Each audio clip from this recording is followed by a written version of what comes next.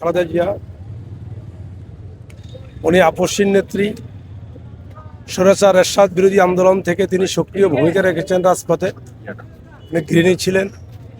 কিন্তু এই দেশের মানুষের জন্য এবং এই দেশের স্বার্থে উনি রাজপথে এসেছেন। এরশাদ সরকার তাকে বহু নির্যাতন করেছেন, কিন্তু তিনি কখনো পিছপা হন নাই। এখন হাসিনা বেইমানি করেছে রাজপথ থেকে, কিন্তু দেশনেত্রী বেগম খালেদা জিয়া রাজপথে ছিলেন এবং এরশাদ বিরোধী আন্দোলনে সক্রিয় ভূমিকা রেখে তিনি ক্ষমতা আসছেন। কিন্তু তারপরও 96 নির্বাচনও শেখ হাসিনা বেইমানি করেছে, এরশাদের সাথে হাতাত করেছে, কিন্তু তিনি আপসীনে রয়ে গেছেন। কিন্তু কখনো তিনি দেশের স্বার্থে এবং ভারতের সাথে আধিপত্যের সাথে কোনো একাত্মতা হাতাত করেন নাই, একাত্মতা পোষণ করেন নাই। এবং আজকের এই 17 বছর অবৈধ হাসিনা সরকার 3টি নির্বাচন করেছেন, কিন্তু বহু ষড়যন্ত্র করেছেন। এই দেশনেত্রী বেগম খালেদা জিয়াকে মিথ্যা মামলা দিয়েছেন এবং মিথ্যা মামলা সাজা দিয়েছেন। লোয়ার কোর্টের মামলা হাইকোর্ট থেকে তিনি আবার 5 বছরের সাজাকে 10 বছর করেছেন, তারপরও তিনি আপোষ করেননি।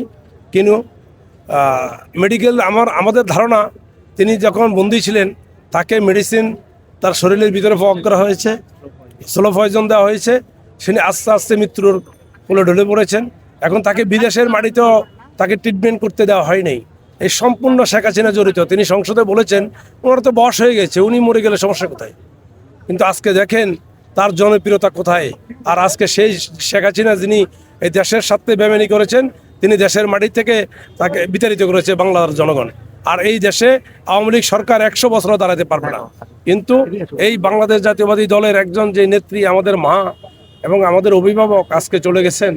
এই দল বাংলাদেশ কখনো অপূরণীয়, এটাকে কখনো বাংলাদেশ সরকার, বাংলাদেশের জনগণ একজন এই নেত্রী সৃষ্টি করতে পারবে না।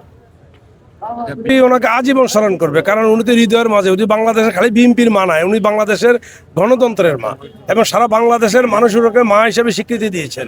সেটা আপনারা দেখেছেন। বাংলাদেশ সরকার এখন যারা ক্ষমতা আছেন এবং তারাও এখন তাকে একজন বিশেষ হিসাবে উপাধি দিয়েছে, কিন্তু এটা তো অস্মরণীয় হিসাবে থাকবে ইতিহাসে।